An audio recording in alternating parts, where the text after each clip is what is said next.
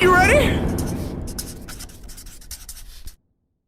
I originally was born on the west side of Cleveland, west south side, North Ridgeville.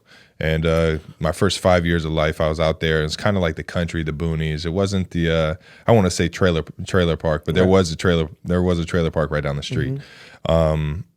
It was a interesting vibe. I mean, don't get me wrong. I was very fortunate my entire life. My parents put me and my brother first towards everything. Like my dad got put in a whole lot of debt because he always chose us and gave us as much as he could through it all, which I am so thankful for. And moving forward, once I moved to Cleveland, North Ridgeville is predominantly white, country, white kids.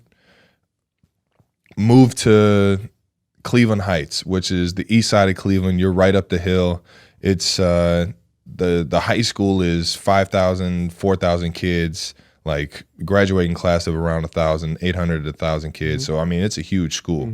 The melting pot that I grew up in, I wasn't necessarily used to when I was 5. So I went there, and all of a sudden, there's half of the school districts. I don't want to say half the school district, but a part of the school district is technically the hood. Like there's kids that are out here doing stuff that you might, whatever it may be, it's at the hood. You know what I mean? So I'm growing up in the mix of trying to not only going to school for the first time, but being around a community, a bunch of kids that I had never really been around, right? So from probably 5 to, from the minute I started school till about 6th, 8th to 8th grade, all the way through middle school, I was getting in fights left and right just because I was bumping heads. Sounds familiar.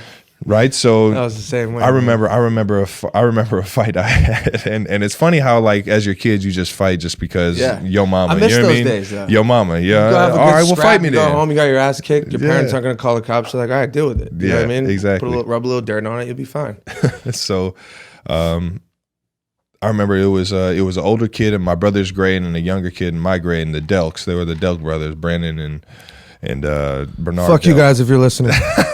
But that's the thing, though. We became friends.